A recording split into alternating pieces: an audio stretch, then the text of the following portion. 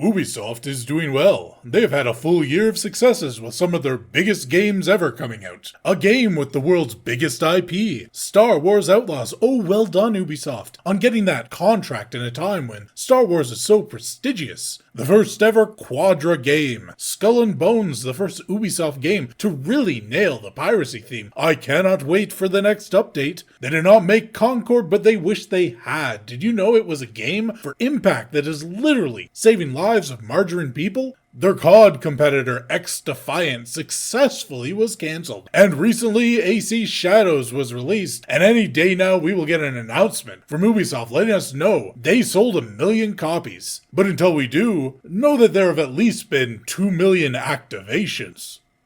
What is an activations? Well, class, when a kind and gentle corporation like Ubisoft changes the language of something, it is to help you fail to understand. It is a sort of like a multiple levels of currency in a game. The complexity is a feature. See, as a consumer, your job is buy product. Swipe card on digital product, inside product if gracious corporation has kindly included in-game purchases for your own good. Please do not consider what currency turns into, at what rate, and how many you'll need to purchase the time saver. See, Ubisoft does not want you to be wasting your time on those boring time wasters they put in the game. You control the buttons you press, so remember to buy the boost, map unlock, XP bonus, upgraded gear, and you can be on the path to enjoying the game as it was meant to be played.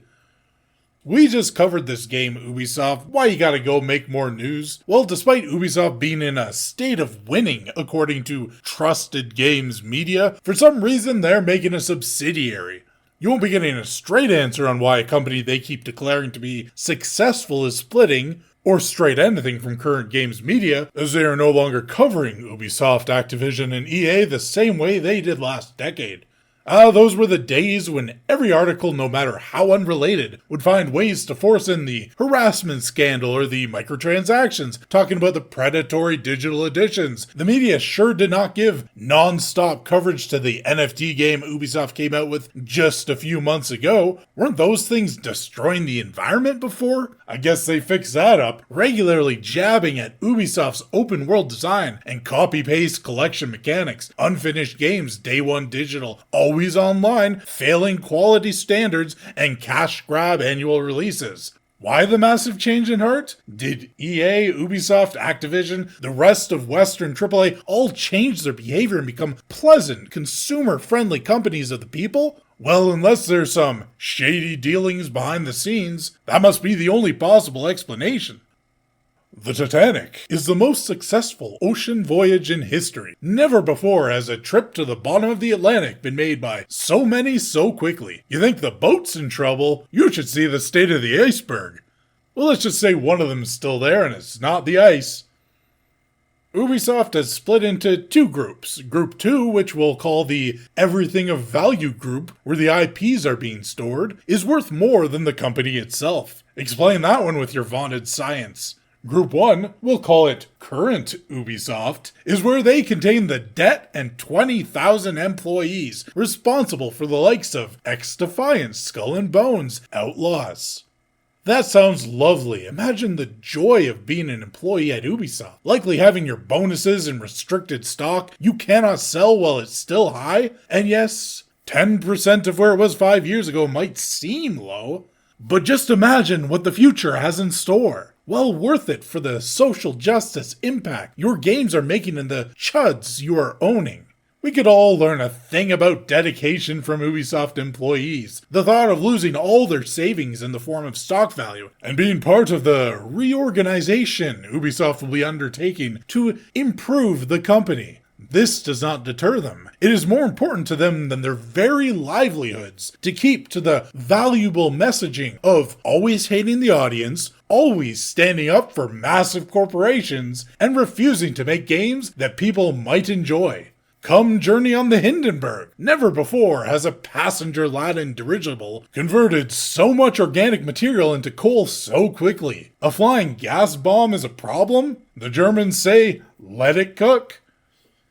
Yasuke's Creed has sold X million players, and there is nothing you can do to stop them. Ubisoft was even trying to be humble and asked Steam not to show the concurrent player counts because they were embarrassed at how well the game was doing. But Steam said no. The legendary inventor of the samurai cannot be contained. All while these alt-right grifters keep saying, but my copies sold. Who cares about copies sold or money made? What does that even mean? Let me ask you this. If you had the choice between people buying your product and making a profit, or handing out free codes, bundles with hardware, 2 hours worth of staff and family codes, journal copies, you pay plus players. And for all we know, anyone who has booted up the Animus and briefly cursored over the game, you'd choose the path that leads to mass layoffs too.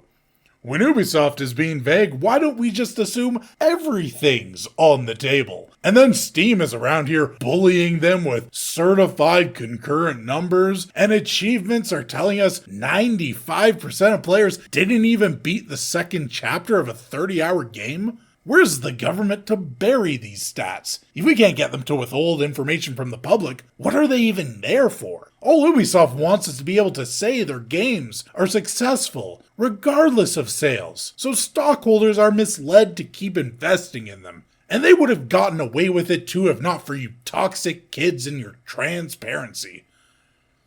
But that's not even the end of their woes. Ubisoft has to deal with vague attacks on their devs without evidence, having to hire a bunch of lawyers that are totally there to protect the staff, all on Ubisoft's dime. Oh, what kind and lovely people these are at Ubisoft. They're definitely not getting all these lawyers prepared to protect Ubisoft from shareholder and employee lawsuits. Guys, let's make this clear. Do not harass the developers over their games. This is unacceptable, and we really need to make a stand against this. Harassing the developers is the job of Ubisoft staff, and you are minimalizing the effort and authority of the management and HR teams at Ubisoft when you do their work for them. Shame on you.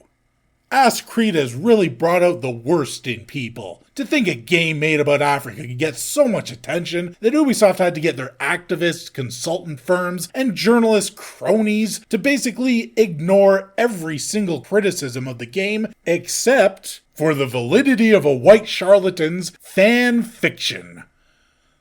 So let's just talk briefly about all the criticism that Ubisoft's media dogs didn't say a thing about. Can you believe gamers were saying crawling around on the ground being immune to damage is bad combat? That it doesn't feel like Assassin's Creed to smash through walls and chop peasants into slushies with a club?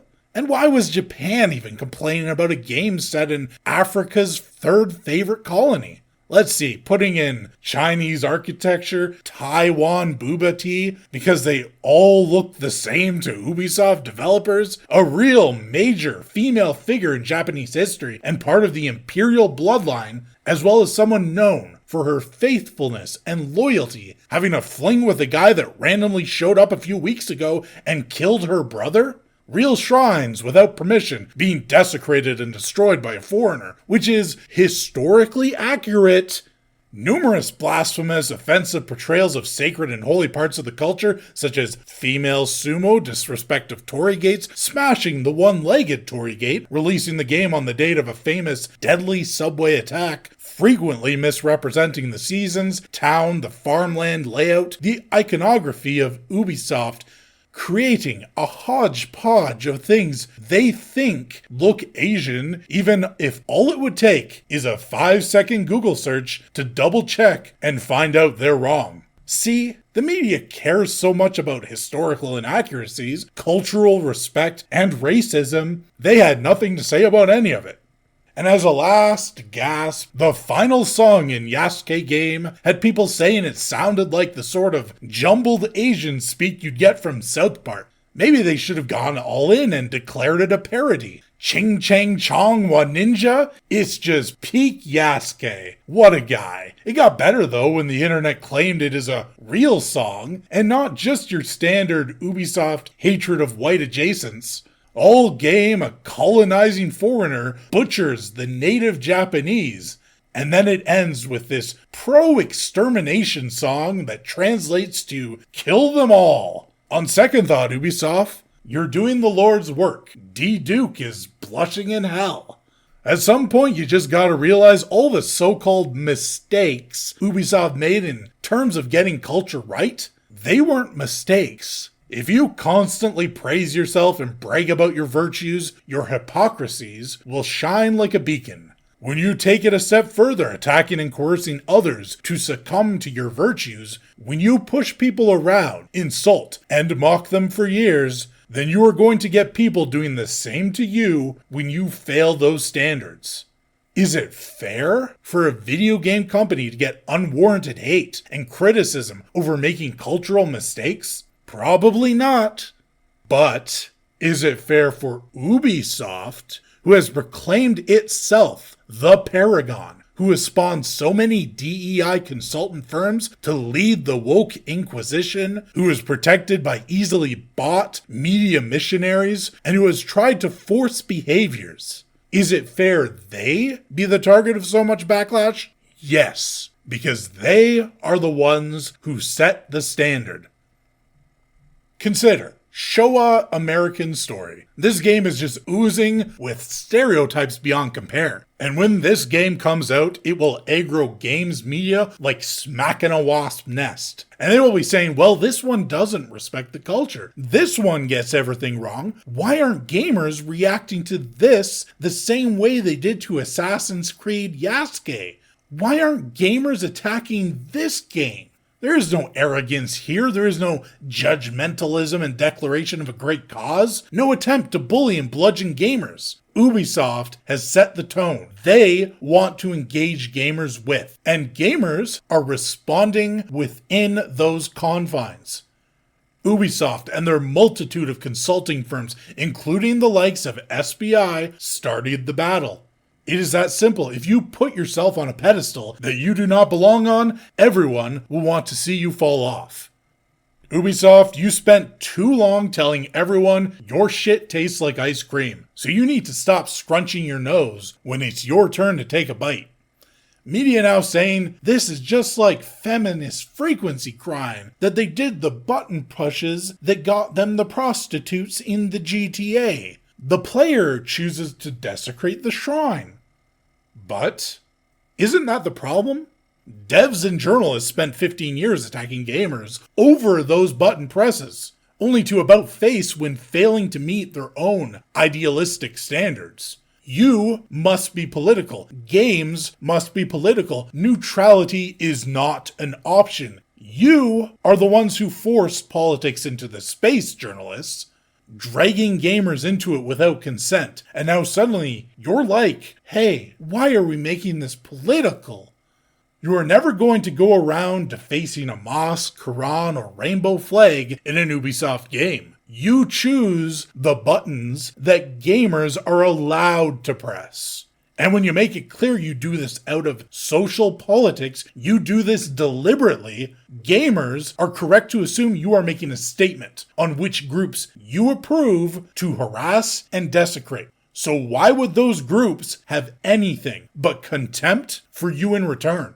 AC Shadows is not why Ubisoft is falling apart, or even last year's string of failures. It took years to crash their value 90% and drown them in debt. This is not the Titanic's captain making rash decisions and recklessly being unable to change course before it hits the iceberg.